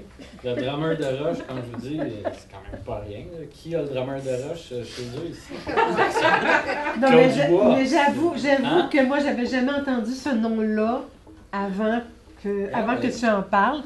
Puis je vais pas l'oublier maintenant. Claude Dubois chante bien. Ça, c'est l'air pur de Wentworth Nord qui a aidé. C'est pas juste les racines de Saint-Henri. Bon, on a assez vendu on a nos boutons. Fait que vous savez pour le prochain... oui, ben, je vais essayer de prendre un autre ville, peut-être. Peut-être Mille-Îles, hein, Gore, peut-être, il y a quelqu'un de travail. L'offre, quand il arrive le temps de faire l'offre, bien évidemment, il y a le syndrome de l'offre basse, c'est la maladie des acheteurs aujourd'hui, je pense que ça ne change pas avec le temps. Ils veulent voler à la maison, ils veulent la payer le moins cher possible, et c'est évident. On doit, moi, puis là, il n'est pas, ah oui, je l'ai mis ici maintenant. Mais fait que je vais continuer. On doit comprendre pourquoi les clients veulent faire une offre si basse. Les vendeurs nous poseront la question. C'est certain quand moi, il y a un client qui me dit, on a une maison qui est à 250 000. Il me dit, moi j'offre 150, moi je m'offre 150, pourquoi? Ben parce que c'est moi qui suis sur le marché. Ouais, mais attends un peu, là, on va rentrer des arguments, c'est quoi tes raisons, tout ça. Puis, tu sais, est-ce que c'est parce que la maison elle nécessite des améliorations, des rénovations, ou c'est parce que, ou en fait, est-ce que la maison nécessite des rénovations ou c'est juste des améliorations pour la mettre à ton goût, à toi? Parce qu'une maison n'a pas moins de valeur si elle ne répond pas aux critères de l'acheteur. Évidemment, s'il n'y a pas d'acheteur de cette maison-là, elle a peut-être moins de valeur. Mais tu sais, des fois, il y a des clients qui disent hey, « moi, je baisse le prix de 50 000 parce que je veux tout que je refasse le sous-sol. Parce que moi, je veux venir sonoriser ça, je fais de la musique. » Oui, je comprends. Mais ça n'enlève pas une valeur à la propriété. Ça, c'est une amélioration pour l'acheteur. Qu'est-ce que vous répondez aux acheteurs qui téléphonent votre maison sur la rue Séguin, à Wentworth Nord, la magnifique? Est-ce que c'est quoi le prix demandé? 259 000. C'est-tu négociable? Ils n'ont pas encore vu la maison. Ils vous posent la question, est-ce que c'est négociable? Qu'est-ce que vous répondez? Si on les envoyait promener. Bien, je pense que je leur répondrais, écoutez, monsieur, c'est le prix qui a été déterminé. On a déterminé un prix, on a fait une étude de marché, puis c'est le prix qui a été déterminé. Évidemment, le marché détermine le prix. Mais moi, je pense qu'on n'est pas en mesure de parler de négociation de maison sans que vous l'ayez vu. Je pense que vous devriez vous déplacer, venir la visiter, puis à partir de ce moment-là, on s'en reparlera. Vous ne demandez pas, vous posez la question parce que vous avez un budget moins que ça ou... Non? Ben non, j'aurais pas pensé, là, poser ce... Parce que toi, t'aurais le goût de leur dire, c'est parce que... Êtes-vous préqualifié, monsieur? Hein? Vous êtes préqualifié à combien? Mais... Non, mais tu sais, en fait, si tu sens que... Je veux dire, c'est certain, est-ce que c'est négociable? Si tu sens que ta propriété peut être négociable, c'est trop cher, je sais pas, ça dépend de chaque situation, mais en réalité, je pense que, tu sais, puis dans le marché aujourd'hui, on essaie le plus possible de mettre des maisons au prix du marché, on travaille fort, on fait des ACM. Quand quelqu'un qui m'appelle et qui me demande si elle est négociable, c'est comme quelqu'un qui me dit est-ce que ta commission est négociable? Regarde, on va s'asseoir ensemble, là. On va parler de bien des points, puis on verra, on va t'expliquer comment moi je travaille. Regarde, viens visiter, là, puis après ça, on s'assoira ensemble, puis si tu as le goût qu'elle soit négociable, on fera un offre d'achat, puis on verra ce que ça nous amène. Mais ça t'arrive souvent de te faire poser ça? De temps en temps, pas souvent, là, mais 100 mètres pieds dans la maison, c'est-tu négociable? Oui. Ben, moi, ça m'est déjà arrivé. J'ai dit dans la vie, tout est négociable. Mais je négocie avec ma femme tous les jours. Puis il est parti à rire, il dit c'est une maudite bonne réponse. Hey, bonne réponse, ça, Peter. Tout est négociable, mais on sait juste pas jusqu'à quel point. Sauf notre commission. Oui, ça l'est pas du tout. Tout est négociable. M. Lebrun, il négocie tous les jours avec sa femme. C'est ça qui va répondre. Non, mais la commission est négociable, hein? Moi, tu peux avoir du 7, du 8, du 9, du 10, François, il a dû vous le dire. Si vous demande combien vous pensez que ça vaut, moi, je n'ai jamais donné un chiffre. Parce que, tu sais, d'un coup, vous dites, ah, moi, je pense que ça vaut 250, puis finalement, ça finit à 253. Il va penser que c'est fait avoir ou qu'il a payé trop cher pour la maison. Moi, c'était ma façon de faire. Je marque, vous pouvez. Moi, je dirais, vous devez faire un ACM. Maintenant, les outils sont super perfectionnés sur Matrix, sur Prospect. Faites un ACM, c'est une bonne façon d'avoir une idée du prix, puis ça va ennuyer vos clients. Dans le fond, ça va les ennuyer, vous allez lui montrer, regarde, dans le marché, là, la maison d'aujourd'hui, elle vaut ça, puis quand vous allez aller en négociation, présenter votre offre d'achat avec votre ACM, vous allez avoir l'air préparé, puis vous allez arriver avec des comparables du marché. Offre multiple, ben ça arrive moins souvent ces temps-ci, mais ça va vous arriver, j'en ai pas de doute. Conseiller votre client, ben augmenter le prix, modifier les conditions. Quand il y a des offres multiples, puis que vous avez le bénéfice, vous allez être averti. Si jamais vous êtes le deuxième, ben vous allez, qu'il y a déjà une offre, ben vous allez évidemment faire la meilleure offre possible. Mais quand vous représentez le premier acheteur, votre offre elle est déjà faite. Puis là que le courtier inscripteur vous dit, hey, il y a une deuxième offre qui vient de rentrer sur la propriété. Bien là, on a le bénéfice de modifier son offre d'achat. Fait que là, c'est là que moi, j'explique aux clients, regarde, tu as une chance de faire une bonne impression. Fait que regarde, c'est votre décision, mais tapez-vous pas ses doigts si, genre, vous auriez mis 2000 de plus, puis que vous l'auriez eu, puis que là, vous n'êtes pas prête à le mettre. Tu sais, des fois, le monde, ils me disent, ah ouais, mais qu'est-ce que je fais? J'en veux vraiment. Ça m'est souvent arrivé d'avoir des maisons qu'on offrait... il demandait, mettons, 160, qu'on offrait 161 000, là, pour être sûr de l'avoir, ou même, tu sais, des fois, je me disais 161 500, parce que là, l'autre courtier va dire, moi, j'offre 161. Moi-même, j'ai fait une offre d'achat sur une propriété à Saint-Sauveur avec mon mari, il y a peut-être 4 ans de ça, puis on était 4 offres en même temps, il demandait 160, puis là, on s'est dit, il y a quelqu'un qui va faire 161, il y a quelqu'un qui va faire 165, qu'on va faire 166, tu sais, mais parce que ça valait ça. Tu sais, quand ça vaut ça, dans le fond, vous êtes là pour conseiller vos clients. Prendre en note ses arguments, parce que c'est des arguments qu'on va pouvoir utiliser lors de notre présentation. Bien, c'est ça. Moi, je leur disais tout le temps, quand les arguments sont faibles, puis que la maison est bien listée, moi, je me gênais pas de leur dire qu'ils m'envoyaient à la guerre, pas d'armes. Regarde, cette maison-là, on a fait l'ACM, la valeur est quand même bien justifiée, on peut la négocier, mais regarde, si tu veux être à 100 000 en dessous du prix demandé, je vais tout faire, je vais travailler pour toi, c'est sûr. Sauf que tu m'envoies vraiment à la guerre, puis j'ai pas d'armes. Fait que je m'en vais négocier, je vais faire tout mon possible, évidemment, tu sais, puis j'avais tous mes petits arguments dans ma poche, mais c'était pas évident. Fait que j'essayais de leur faire comprendre. Puis tu sais, des fois, puis ça, c'est Albert Simon qui m'avait appris ça, un formateur, de mettre un prix qui est, je pense qu'il appelait ça un prix dangereux, ou un prix dangereux. Fait que dans le fond, de dire, pas un prix ridicule, pas 100 000 en dessous du prix demandé, mais à quel prix tu serais prête à la payer, qui serait un prix, dans le fond, que tu dis, le vendeur, il osera peut-être pas revenir en contre-proposition, ou que, tu sais, ça va être comme, oh mon Dieu, parce que, tu sais, on s'entend, les acheteurs, il n'y en a pas beaucoup ces temps-ci. Fait que quand vous avez un acheteur, vous avez quand même un bon pouvoir de négociation quand vous asseyez avec un vendeur. Mais d'arriver avec un offre, avec un prix qui est comme dangereux, que tu te dis, regarde, moi, je saute un peu, mais je me soyais avec un vendeur, puis je dis, écoutez, tu sais, je veux dire, on a fait la décision, on est content, on a choisi de faire un offre d'achat sur votre maison, mais il y en a une deuxième. Fait que si ça ne fonctionne pas ici, c'est certain que mes clients vont s'asseyer sur la deuxième. Fait que là, je les faisais sentir, regarde, tu as le choix, tu peux revenir avec votre proposition, mais moi, tu viens de m'ouvrir la porte à sortir. Puis on va aller voir une autre propriété. C'était pas toujours vrai, là. En fait, c'était pas souvent vrai, mais je le disais pareil. On a le droit de compter des menteries blanches en négociation. Si leurs arguments sont faits. Avec eux, je cherche les objections des vendeurs. Ben c'est ça. Fait que je faisais un travail avec eux autres. Je dis, regarde, par rapport à ça, ça se pourrait que le vendeur me dise ça. Dans le fond, là, je faisais un processus, une analyse, une genre de mise en situation, de présentation avec eux autres. Je leur disais sur quel point que j'allais négocier, quel point que j'allais avoir peut-être un petit peu plus de difficultés. Puis je mettais une mise en situation. Puis des fois, ils m'arrivaient avec eux autres même des bons arguments. Fait que c'est des choses que j'utilisais pour aller faire ma présentation. La présentation de l'offre d'achat. Moi, ce que je vous conseille, c'est que je faisais toujours un résumé de l'offre d'achat. Sur une feuille 8,5 onces, comme ça, j'avais les grosses lignes. Fait que le nom des vendeurs, le prix, le prix offert, les inclusions, les exclusions, les conditions. Puis j'avais toujours une mention au bas de mon résumé qui disait que toutes les informations contenues dans les formulaires primaient sur le contenu de ce résumé-là parce que ça nous est déjà arrivé d'oublier de réécrire un lave-vaisselle. En tout cas, on était obligé de payer un lave-vaisselle, là, fait que juste faire attention à ce que vous faites. Mais moi, je faisais un résumé parce que vous arrivez, puis là encore, pour ceux que je ne sais pas si vous avez vu les nouveaux formulaires qui s'en viennent là, à partir de juillet, mais il va en avoir épais, là. Il va en avoir du papier quand vous allez présenter une offre d'achat. Fait que moi, je dis aux clients, regardez, tout ce qui est important, ce que vous avez besoin de savoir est sur la première page. Vous n'avez pas besoin de feuilleter parce que, tu sais, on s'entend, là, ils cherchent juste le prix du monde, hein. Ils sont là, puis ils passent, puis... Fait que moi, je leur donnais, j'étais bien claire, je donnais une feuille, je donnais en fait copie de tous les formulaires à chaque personne. Je demandais à l'inscripteur qui allait être présent. Je donnais une copie à toutes les personnes présentes. Je donnais les originaux à l'inscripteur. Je me gardais ma copie. Fait que tout le monde avait ses feuilles lors de la présentation. Quand je commençais, ben je vantais, puis je disais un tout petit peu, tu sais, je donnais la raison pour laquelle mes clients avaient arrêté leur choix sur cette propriété-là, mais tu sais, sans dire c'est la plus belle du secteur ou sans dire, écoute, elle fait dur, là, mais regarde, on a arrêté notre choix, tu sais, on s'entend, là, juste un juste milieu. Je donnais un bref profil de mes clients, fait que c'est Émilie et Fred qui travaillent dans le secteur, ils achètent cette propriété-là, ils ont 2 enfants, ils viennent de déménager, ils ont un nouvel emploi, juste pour me faire une petite mise en situation pour les vendeurs. Si les vendeurs accrochent sur le prix, on le met de côté, parce que moi je disais tout le temps, regardez là, vous demandez tel prix, on vous offre tel prix.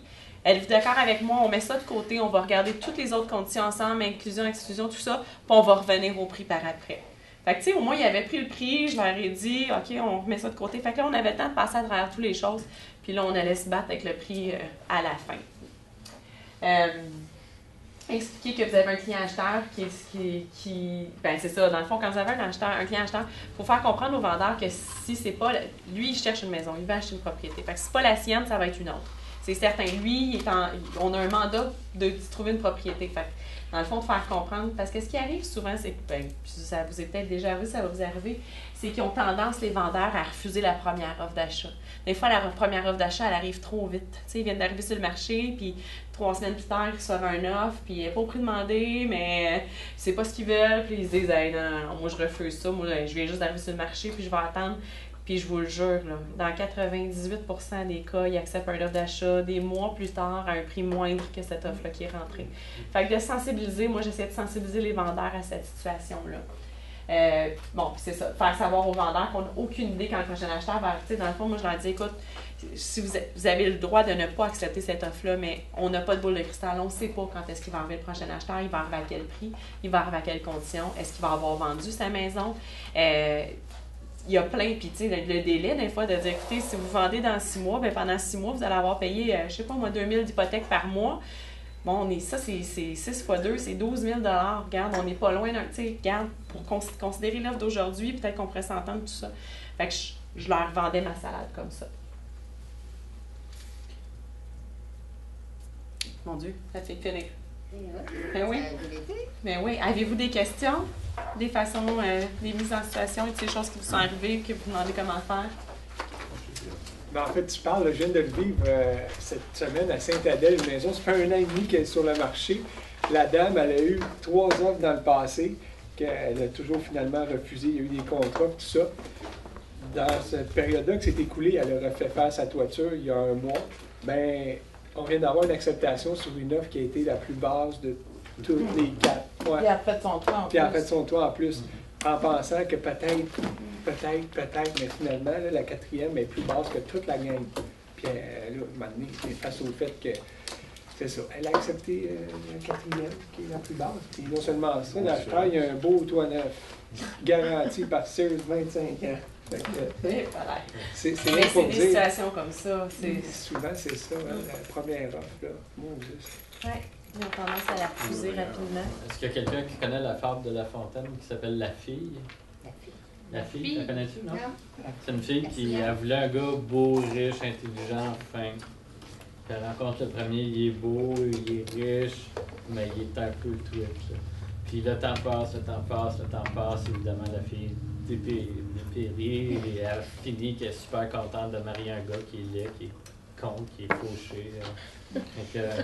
Ça revient un petit peu à votre maison. C'est des vieilles histoires qui ont des centaines d'années. Il y a bien des principes de vie qui perdurent à travers le temps. Est-ce que c'est un Wentworth ou... Ça, c'était en Europe.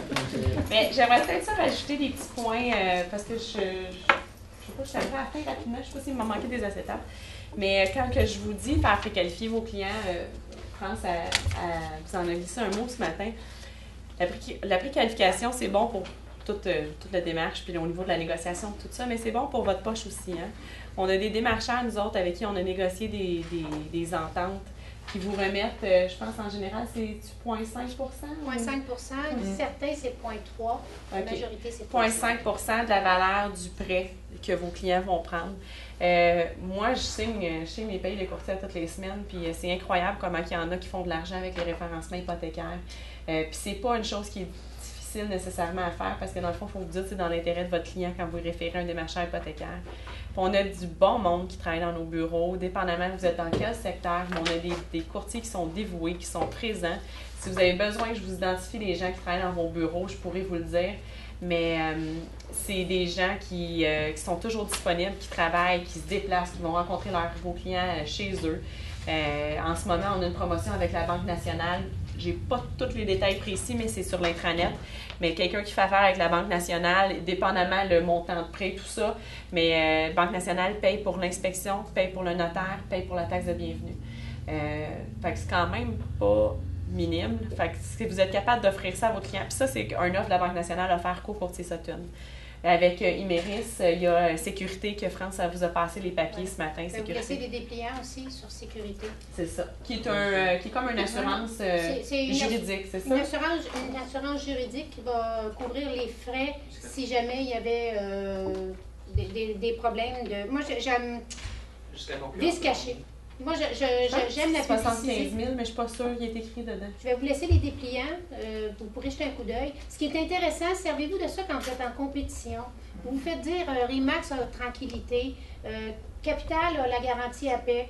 J'ai travaillé à la Capitale. La garantie APEC, oui, elle est là. Je peux vous dire que je n'ai pas vendu tant que ça à cause de la garantie APEC. J'ai des courtiers Remax qui se sont joints à nous récemment qui ont dit, regarde, tranquillité, ça vaut ce que ça vaut, ça ne m'a pas nécessairement amené de clients. Je ne dis pas ça pour les démolir, mais je veux juste vous dire qu'on payait pour ça. La garantie APEC, c'est 169 $ à chaque fois que tu signes un contrat avec un client. Remax, les filles me disaient que 200 quelques dollars, puis c'est obligatoire, tu n'as pas le choix, il faut que tu payes ça. Vous allez me dire, sécurité, c'est par Imeris, c'est pas par Sutton, c'est vrai.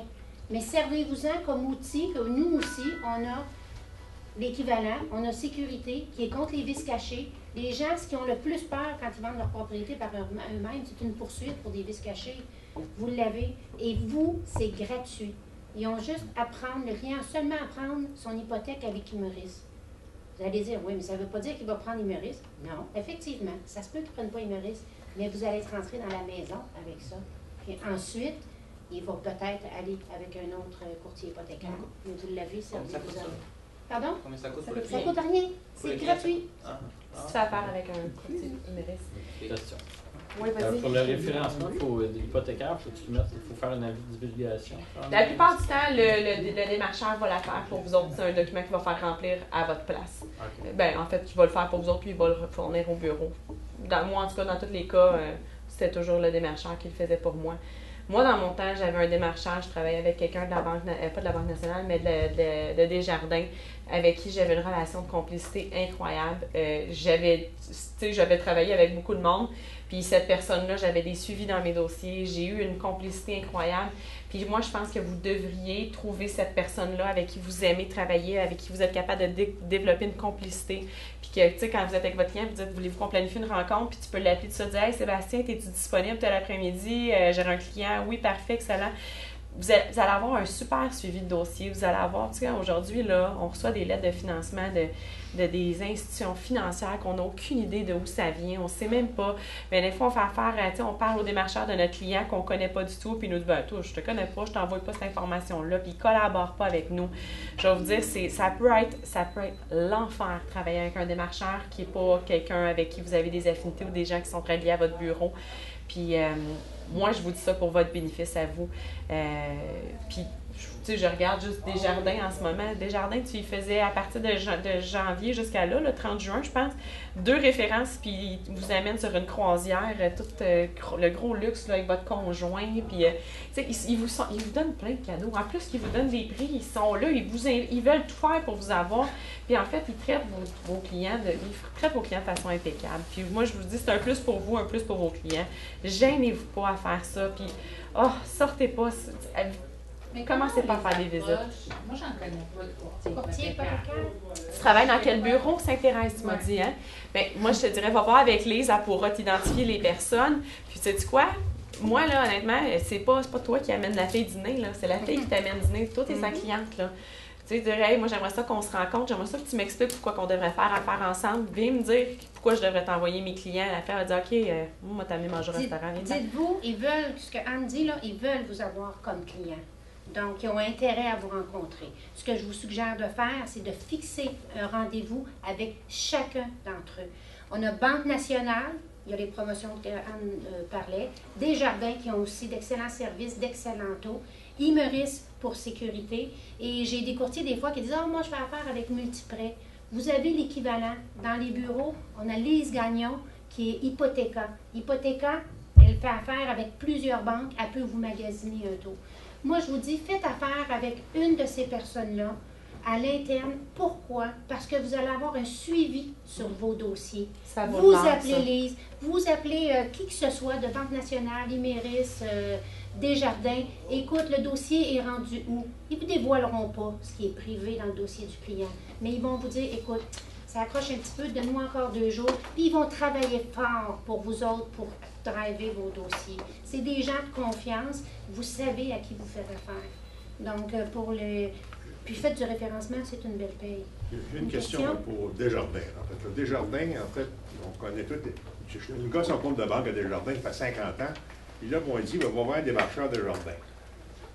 C'est quoi la différence? C'est qu'en fait, ils n'ont pas les mêmes taux. Hein? En fait, c'est une bonne question, mais je t'inviterais, Marcel, à peut-être la poser à Sébastien Dumas. J'ai posé la question, oui. Mais j'ai pas eu de réponse qui me satisfait. Ils n'ont pas les. En fait, s'ils vont en institution, ce que je semble comprendre, puis je ne veux pas parler à eux autres parce que c'est pas mon travail à moi, mais ce que je semble comprendre, c'est qu'un client qui va en institution, il va faire affaire avec quelqu'un qui fait des assurances-vie, de la planification financière, ils vont faire affaire avec quelqu'un qui fait aussi des hypothèques. Tandis que les gens qui sont sur le terrain, les démarcheurs hypothécaires, je pense qu'ils ont dans leur poche en arrière des taux puis des outils qui sont plus performants. Ces gens-là, ils se font offrir je pense, des meilleurs taux que les gens qui sont en institution pour que... Si je peux apporter un point de plus, la banque, elle va être ouverte du lundi au vendredi. Le courtier hypothécaire va être disponible le samedi puis le dimanche. Puis le soir. Puis il va aller chez le client. Non, mais moi, ce que j'ai peur, c'est peut-être qu'ils vont tous s'acoquiner ensemble. On va dire, OK, je connais ce client-là. En fin de compte, mais là, c'est pas trop. Là, je le connais, il va payer pareil. C'est ça que j'ai peur, en fin de compte. Là. Ah, ben, je le sens pas, ça, Marcel. J'ai jamais senti. Puis écoute, ça fait 8 ans, là. Moi, non. J'ai jamais senti ça. Je ne veux pas dire que c'est ça, là, mais c'est parce que ça me laisse un... Mais je sais, parce que la dernière fois aussi, tu avais soulevé la question, puis écoute, c'est pas comme... Ben, en tout cas, je le sens pas du tout comme ça. Puis peut-être que c'est un feeling que tu as, mais tu sais, je t'inviterais à poser des questions aux institutions. Les autres font affaire ici, la zone Desjardins, en fin de compte. Mais j'avais un client qui venait de Lavaltrie pour acheter une inscription que j'ai à Saint-Donat. Bon, est-ce que vous avez besoin d'un agent hypothécaire? Non, on fait affaire avec la Caisse depuis 1900, je ne sais pas trop quand. Bon, parfait. Ils sont allés là, l'agent hypothécaire de leur succursale à Lavaltrie en disant « Ah, mais ce serait peut-être mieux que vous preniez un agent hypothécaire qui travaille dans le secteur où est-ce que vous allez acheter la maison. » J'ai pris un gars de Sainte-Adèle, faire semblant que le gars travaillait à Saint-Donat, c'est à 45 minutes l'une de l'autre.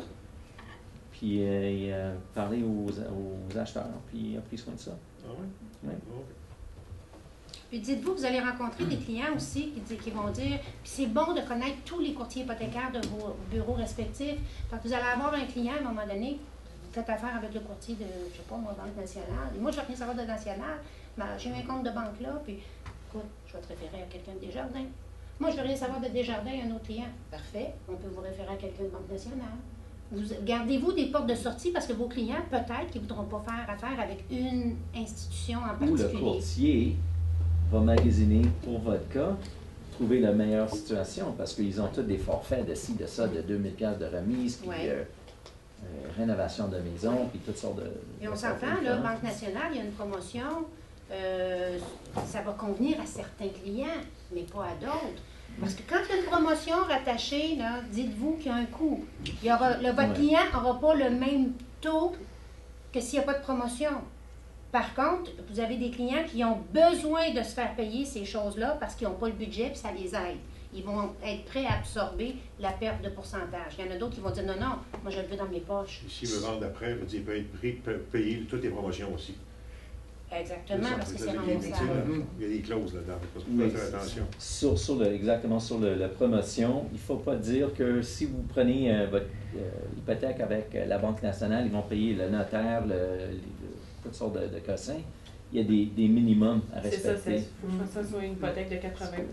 C'est ça. Ils vont inclure plus que payer.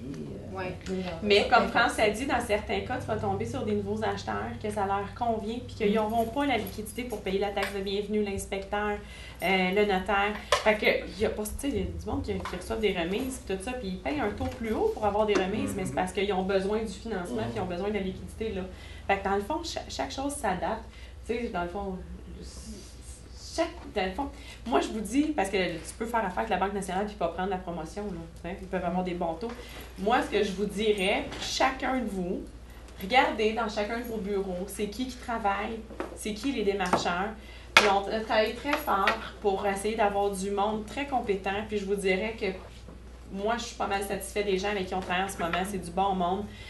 Puis regardez, travaillez avec ces gens-là, puis vous êtes leurs clients. Hein? Fait que gênez-vous pas pour leur dire « Hey, tu me mènes-tu dîner? J'aimerais ça que tu me parles de tes taux hypothécaires. » Ça va leur faire plaisir. Ils ont des petits budgets, eux autres, là, pour vous amener dîner. Ça, je vous le garantis.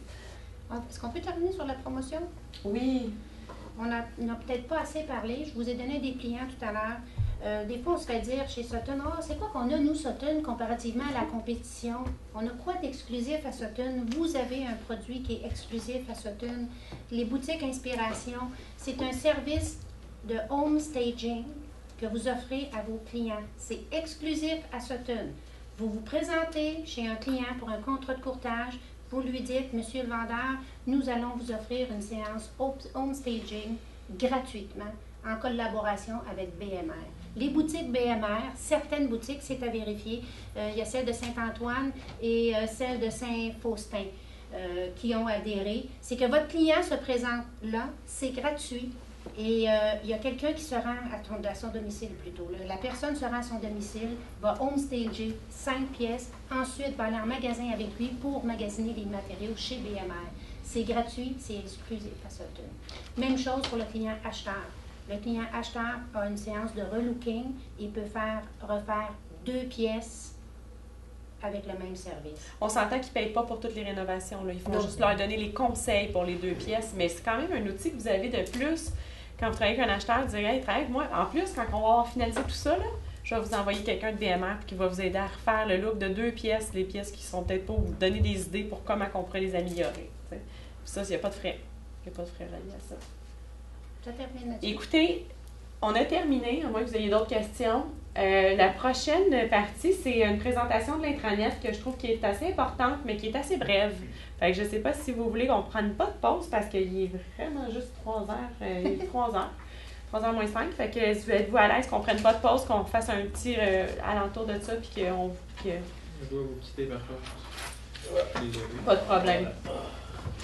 Donc, on continue ou vous avez besoin de... Mais je veux juste vous rappeler pour ceux qui quittent, Peter, Anthony, il y a un concours sur l'intranet en ce moment.